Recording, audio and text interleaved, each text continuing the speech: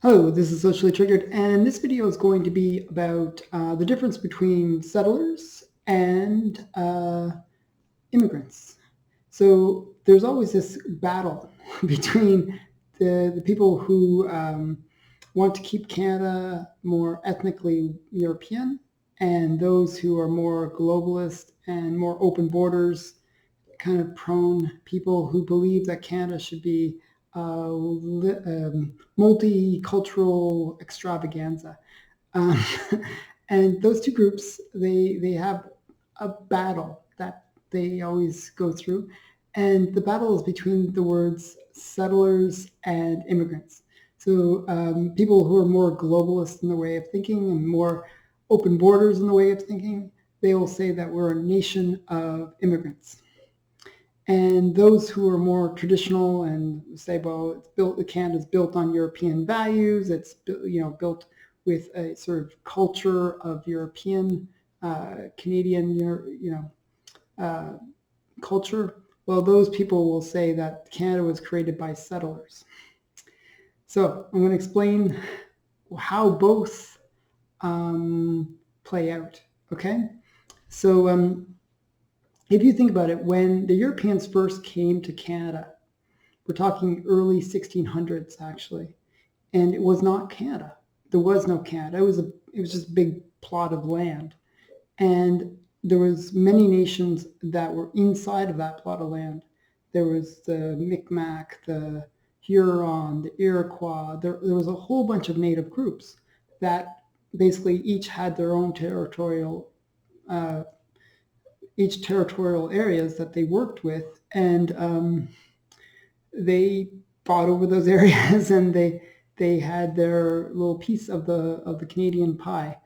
But it was not Canada. It was just their own nations. And what happened was Europeans came over, and they came over. At the time, there was only about 100,000 natives living in Canada. So we're talking that the population was very, very sparse. It was very open landscape. One of the misconceptions is that the whole land was being used by the natives. It was really pretty empty, pretty barren, because there just wasn't that many people here. There was, as I said, about 100,000 people, maybe even less. So the point is, when the Europeans came over, they saw that it was pretty open. They thought, this is land that we can settle and make our own new homes here, because Europe was getting overcrowded and they needed new territory to expand into. So it seemed perfect. Lots of land, very little people. You're not having to do the general wars that you have to do in Europe. Like Europe had been always fighting with itself to try to get territory because they're so desperate for territory. And here was this oasis of just open land. So when the Europeans came, they thought this is great, and they dealt with the natives. They actually traded with the natives, and the natives were very hospitable at first, and it seemed good. However, fast forward a few years, and more uh, Europeans came over, and they settled more and more of the land. Now, if you looked at it as an immigration thing, let's say the natives owned the land, and we, as Europeans, immigrated here. And you can imagine it that way. I'll give you that. Well, what happened was once the demographics shifted, where there was more Europeans than the native population, really the culture and the rules and the system changed, and it became European. The native customs were lost or pushed aside, and the European culture became the dominant culture. And they basically formed the country of Canada. They named this new territory, this new land that they had conquered basically through immigration and through their settlements, Canada. And they created, Canada is not just a piece of land, it's a concept. It's a concept where people have created a system of laws, they created a culture, they created a whole belief structure behind that.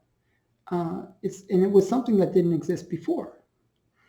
And it was different than what existed in Europe. It was different than what existed in the US.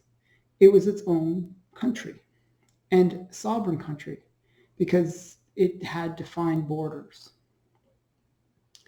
And what happened was the native population had basically been pushed out of their own territories. And that's part of history that happens all the time. This is not new. It's sad. But if you were a native, from the native perspective, it was immigration. That we were immigrants into their lands. And from the European perspective, they were pioneers, they were settlers into this distant land. Now, you can see how both concepts, from each view, they are both right. One, they're seeing them as immigrants, and the other, they're seeing them as settlers. They're seeing themselves as settlers. Now, the current group of people, they're coming in as immigrants.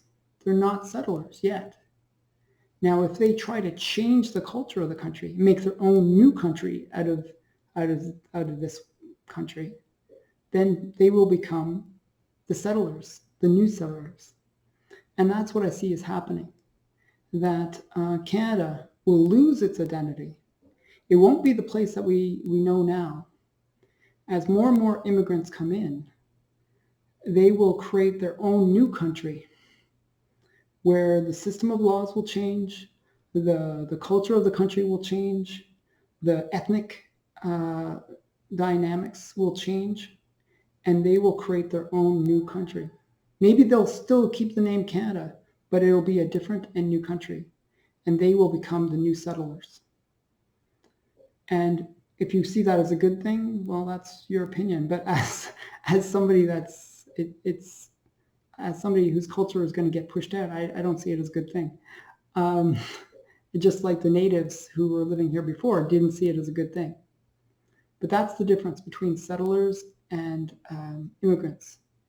Immigrants are people who are coming into a country, and they are coming into something that exists, and ideally they're coming in with the hopes of contributing to that society and trying to maintain that society.